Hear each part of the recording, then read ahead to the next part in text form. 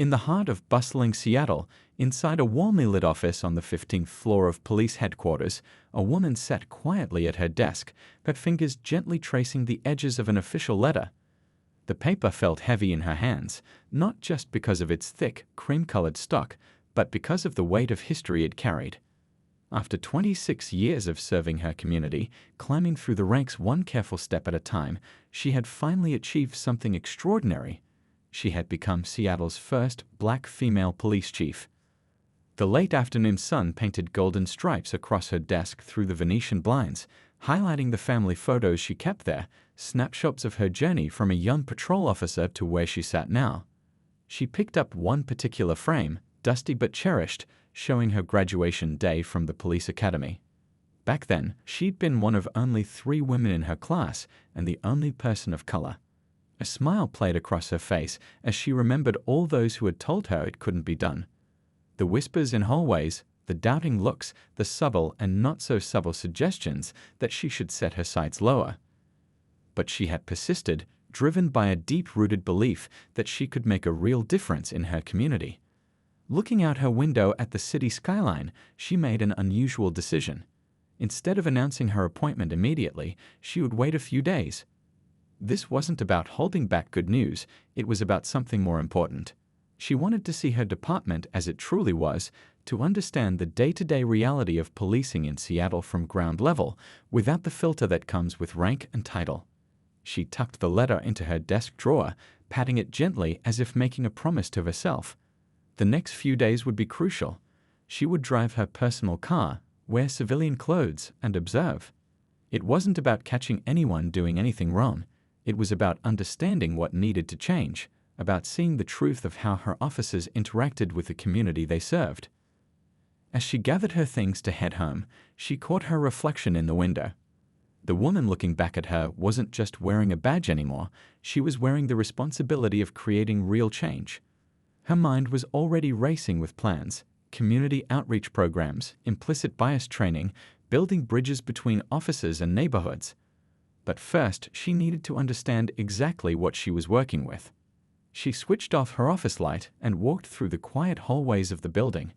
A few officers nodded respectfully as she passed, not yet knowing that she would soon be their chief. Tomorrow, she would begin her quiet observation of the department, and she had a feeling it would teach her more than any official report ever could. As she stepped into the elevator, her phone buzzed with a message from her daughter, congratulating her again on the appointment.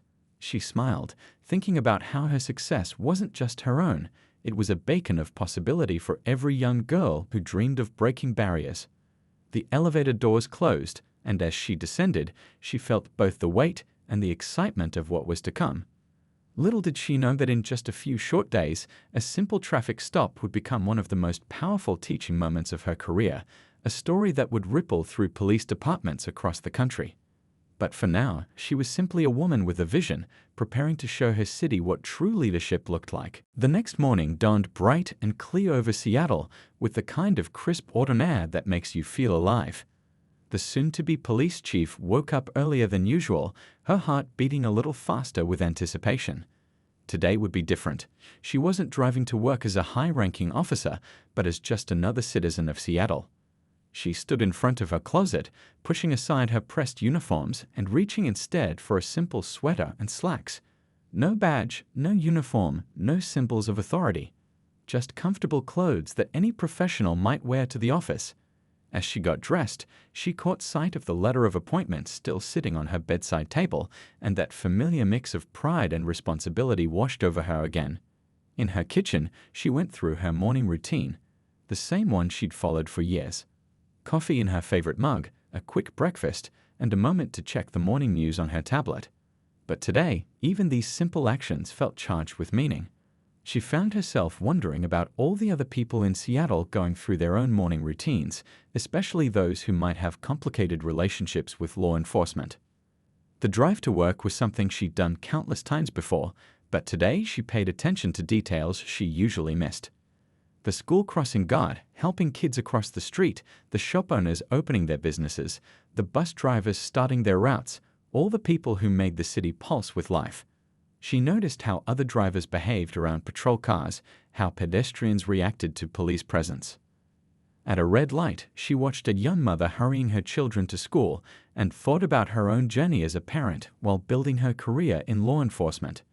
The challenges of balancing family life with the demands of police work had taught her valuable lessons about empathy and understanding, lessons she planned to bring to her new role as chief. She took a different route to work today, one that would take her through various neighborhoods of the city.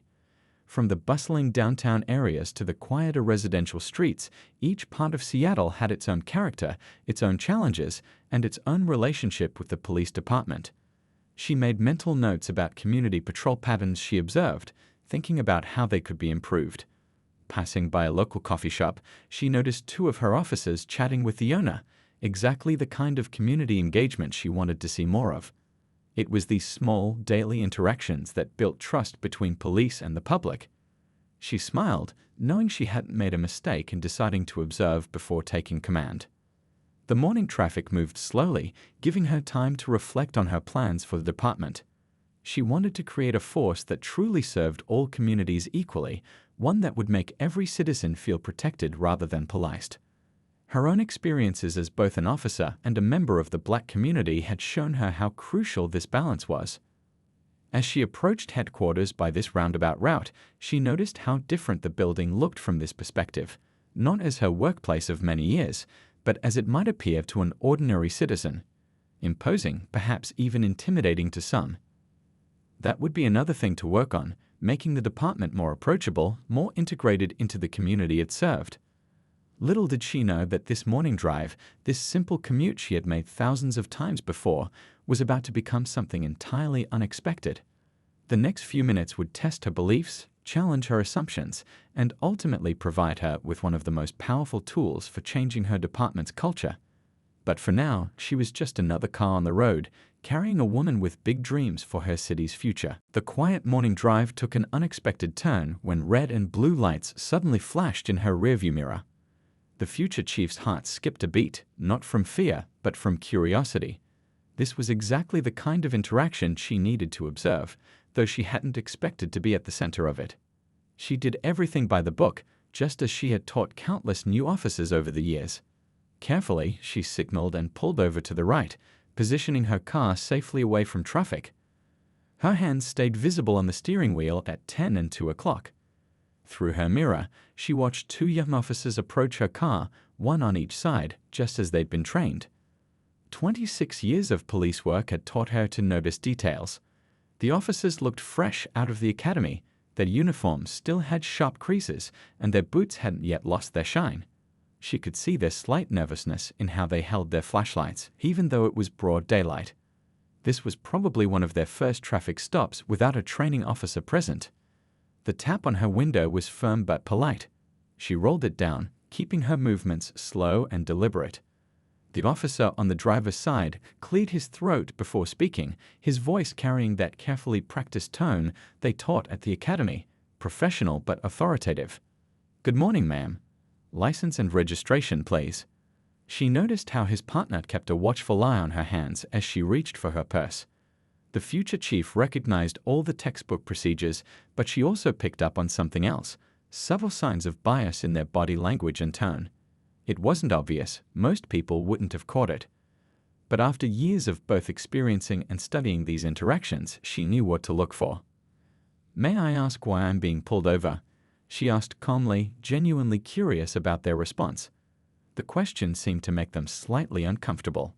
The lead officer shifted his weight, his hand unconsciously moving closer to his belt, a trained response to perceived challenge.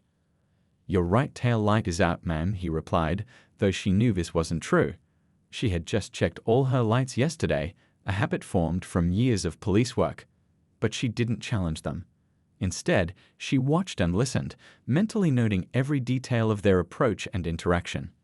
As she handed over her license and registration, she saw their eyes scanning her car's interior, following their training to look for anything suspicious. She wondered what they saw, a middle-aged black woman in professional clothes, driving a well-maintained car. What assumptions were they making?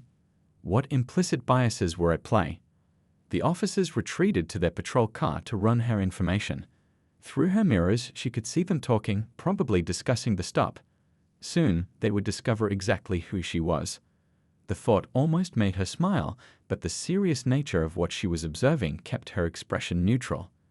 This moment, she realized, was more valuable than any training seminar or policy meeting.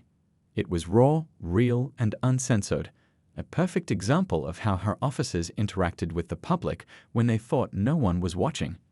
The next few minutes would be crucial, not just for these young officers, but for the future of her department. As she waited, she thought about how she would handle what was coming next. This wasn't about embarrassing these officers or asserting her authority. It was about turning this unexpected encounter into something meaningful, a teaching moment that could help shape the kind of police force she envisioned for Seattle. The atmosphere during the traffic stop suddenly shifted as the officers ran her information through their system. From her rearview mirror, she could see their reactions change dramatically. The younger officer's jaw dropped slightly as he stared at his computer screen, while his partner leaned in for a closer look, clearly not believing what he was seeing. She watched as they had a hushed conversation, their body language showing their growing discomfort. One officer kept looking back at her car, then returning to the screen, as if trying to make sense of the situation.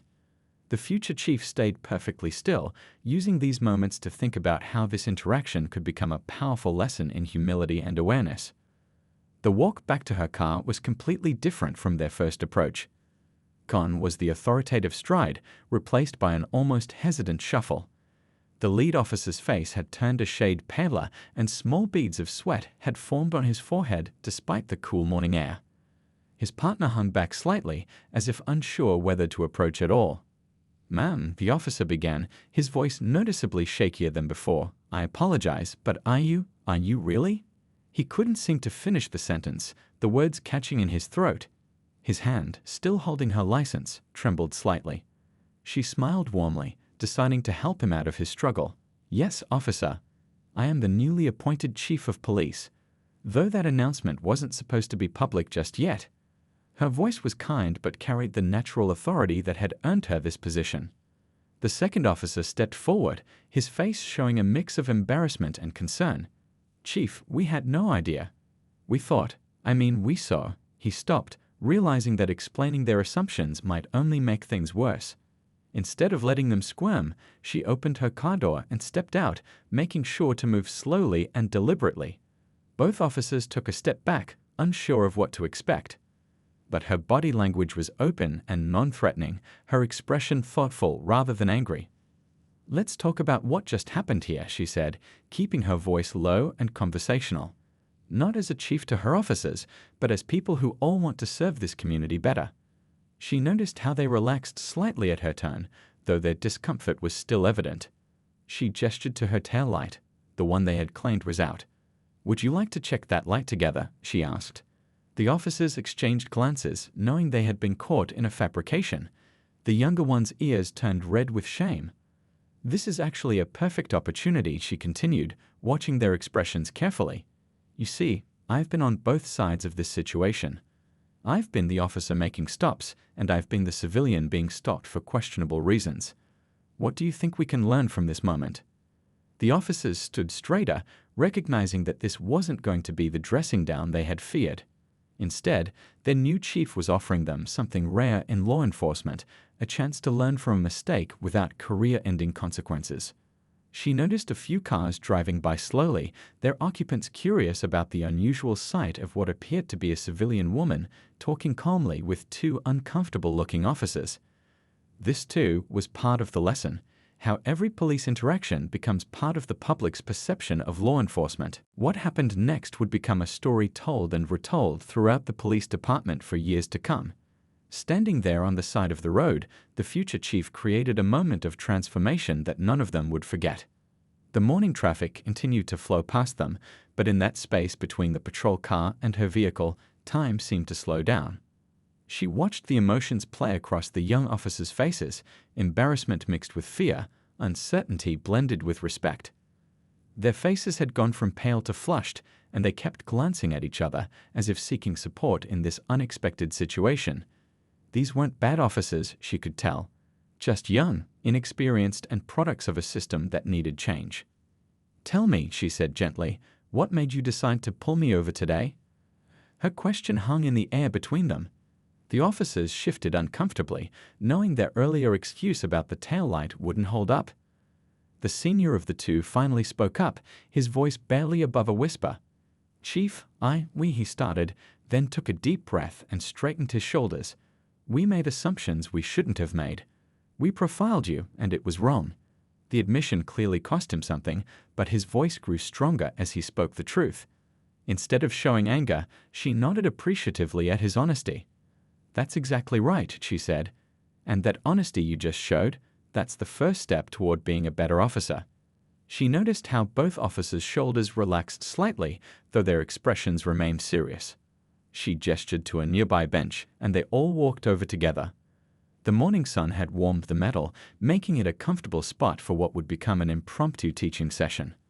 Passing joggers and dog walkers cast curious glances their way. It wasn't every day you saw two uniformed officers sitting and talking quietly with a civilian. "You know," she began, "every interaction between an officer and a citizen is like a small stone thrown into a pond. The ripples spread out far beyond that single moment." She paused, letting the image sink in. "Today you pulled over your new chief, but tomorrow it could be a doctor headed to perform emergency surgery, a father rushing to his child's school play, or a student late for an important exam." The younger officer nodded slowly, understanding beginning to dawn in his eyes. "We never know who's in the car," he said quietly, "or what their story is." "Exactly," she replied with a warm smile. "And that's why every stop, every interaction needs to come from a place of genuine public service, not assumptions or biases."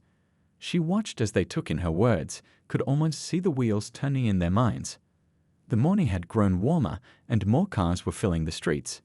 A school bus passed by, full of children pressing their faces against the windows to see the unusual sight. The future chief used this moment to make another point.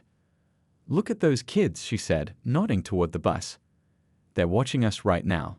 Everything we do as officers shapes how they'll view law enforcement for years to come.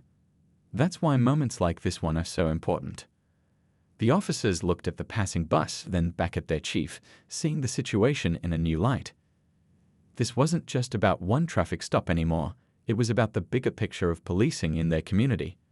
The weight of that responsibility showed in their expressions, but so did a new determination to do better. The teaching moment that unfolded on that street corner would prove to be more powerful than any planned training session.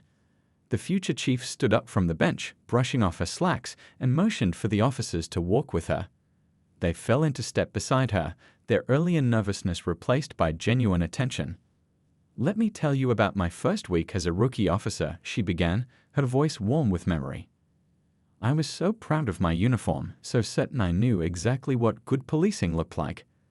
She smiled at their knowing looks. Every officer remembered that feeling. "Then I made a mistake on a call, but instead of writing me up, my sergeant sat me down and taught me something I've never forgotten." The officers listened intently as they walked, their boots clicking against the sidewalk in unison. The morning had fully bloomed now, with the streets getting busier and the city coming to life around them. Shop owners were opening their doors, and the smell of fresh coffee drifted from a nearby cafe. "He told me that a badge isn't just a symbol of authority, it's a symbol of public trust. And trust," she paused, making eye contact with each officer, "is something you have to earn every single day, with every single interaction." The younger officer nodded slowly, clutching his notepad a bit tighter. A group of high school students walked past them, some casting curious glances at the unusual sight of two uniformed officers walking and talking so casually with a civilian. The future chief used this moment to make another point. "Look at those teenagers," she said softly. "Each one of them has already formed an opinion about law enforcement based on what they've seen, heard, or experienced. Every interaction we have is a chance to either reinforce or change those opinions." They had circled back to their vehicles now, but the atmosphere was completely different from the tense moments of the traffic stop. The morning sun caught their badges, making them glint like promises. "I'm not going to discipline you for this morning's stop," she said, watching relief flood their faces. "Instead, I want you to do something more important. I want you to remember this moment. Remember how it felt to realize your assumptions were wrong. Remember that every person you stop is someone's family member, someone's friend, someone's colleague. The senior officer cleared his throat, fighting emotion. "Chief, I want you to know," he started, then gathered himself. "We won't let you down. This lesson, it means something, it really does." She reached into her car and pulled out 2 business cards, handing one to each officer. "I know you won't, and when I officially take command next week, I'll be counting on officers like you, ones who can learn and grow, to help me build the kind of department our city deserves." The younger officer looked at his card, then back at her. "Will you tell this story? About how you taught us instead of punishing us?" She smiled, understanding the real question behind his words. "I'll tell it, but not to embarrass you. I'll tell it because it shows something important, that we can all learn, we can all do better, and sometimes the best lessons come from our mistakes." As they prepared to return to their separate vehicles, she had one final thought to share. "You know, today was supposed to be my quiet observation day before taking command. Instead, it turned into something much more valuable." She looked at both officers with genuine warmth. Sometimes the best leadership moments aren't planned.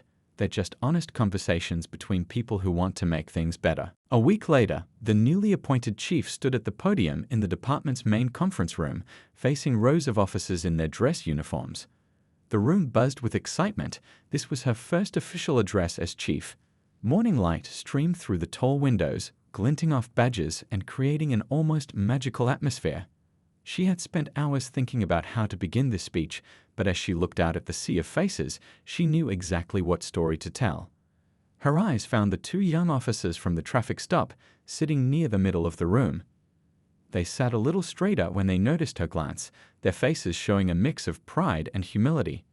"Before I talk about my vision for our department," she began, her voice clear and strong, "I want to share something that happened last week." The room fell silent, every officer leaning forward slightly. It's a story about a traffic stop, but more importantly, it's a story about change, growth, and the kind of police force we can become. As she told the story, she carefully left out details that might identify the officers involved. She watched faces in the crowd react, some showing recognition of their own similar moments, others processing the lessons within the tale. A few of the veteran officers nodded knowingly, perhaps remembering their own learning experiences from years past. "You see," she continued, moving away from the podium to stand closer to her officers, "that traffic stop taught me something important about our department. It showed me that we have officers who, when faced with their mistakes, choose growth over defensiveness, who choose learning over excuses. That's exactly the foundation we need to build upon." She pulled out a small notebook, the same one she'd carried as a rookie officer, and opened it to a fresh page. "Right now, I'm going to make you all a promise, and I want you to hold me to it." The scratch of her pen against paper was the only sound in the room. "I promise that under my leadership, every mistake will be an opportunity to learn, every challenge a chance to grow, and every day a new chance to earn the trust of our community."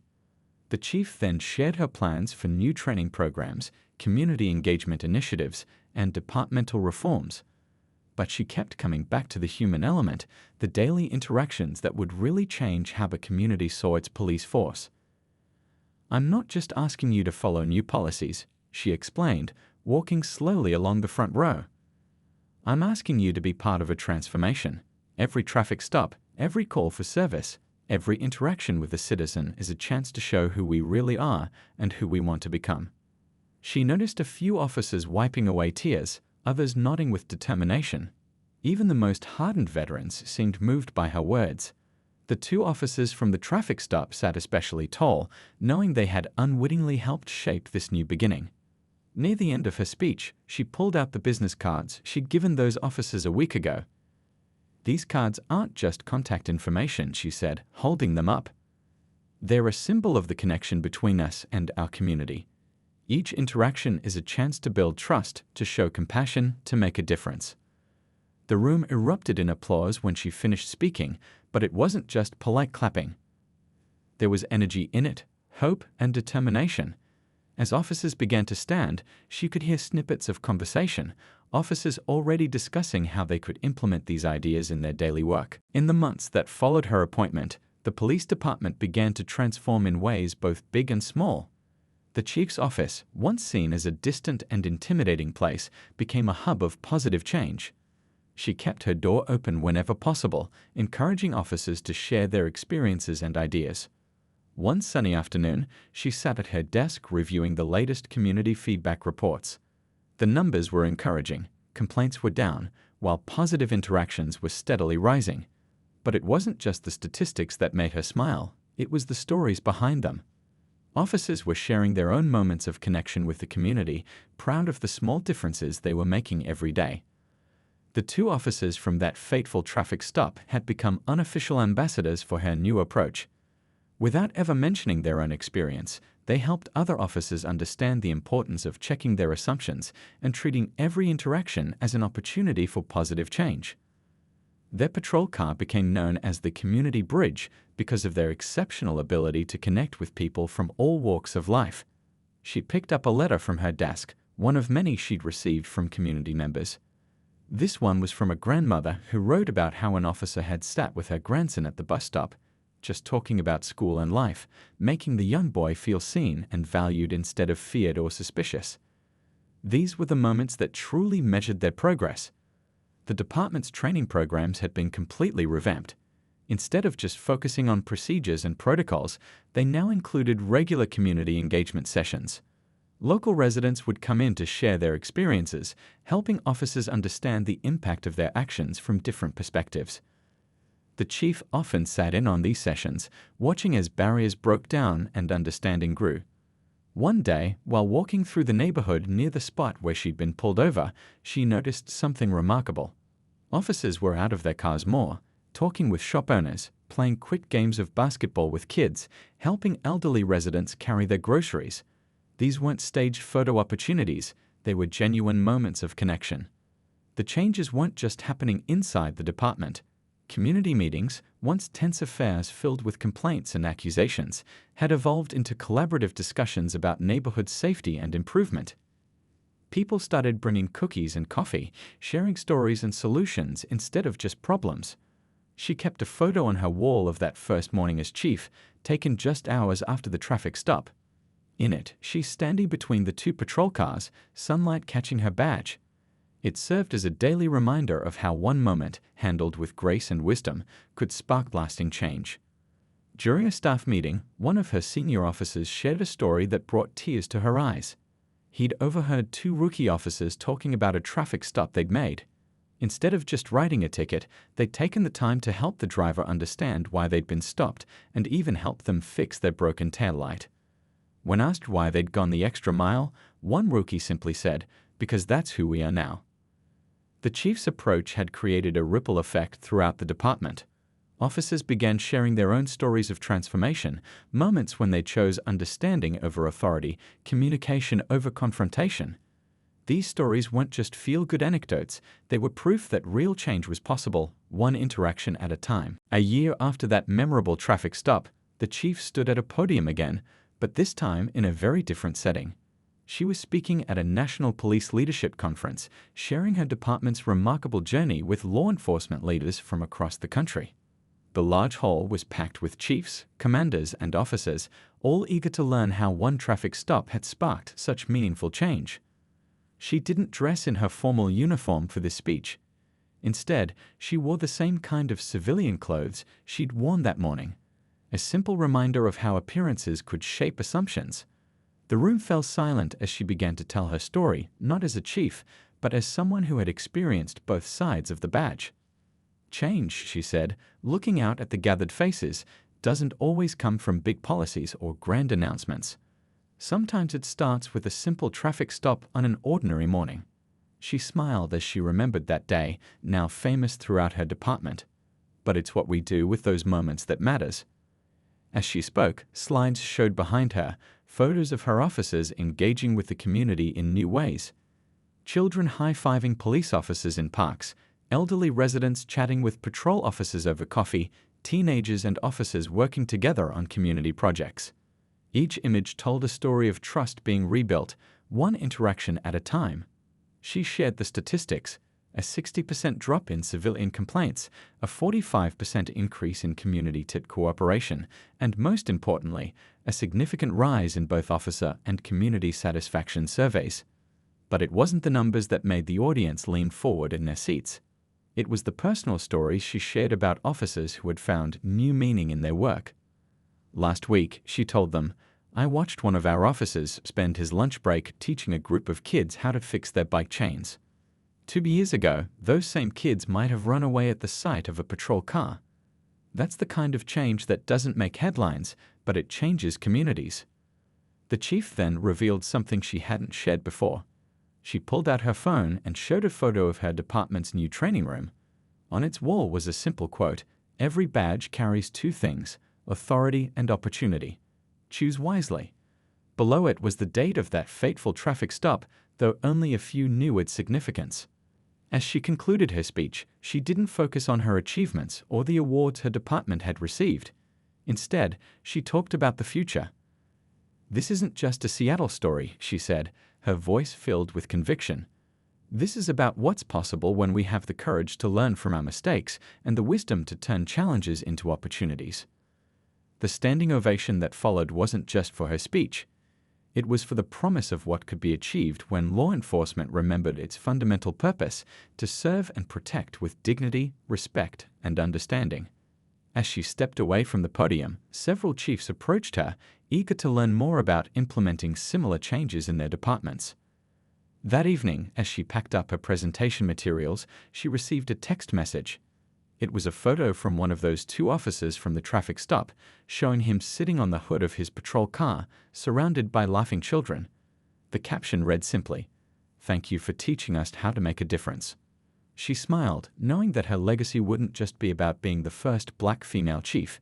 It would be about showing that real change starts with real people, making real choices, one moment at a time.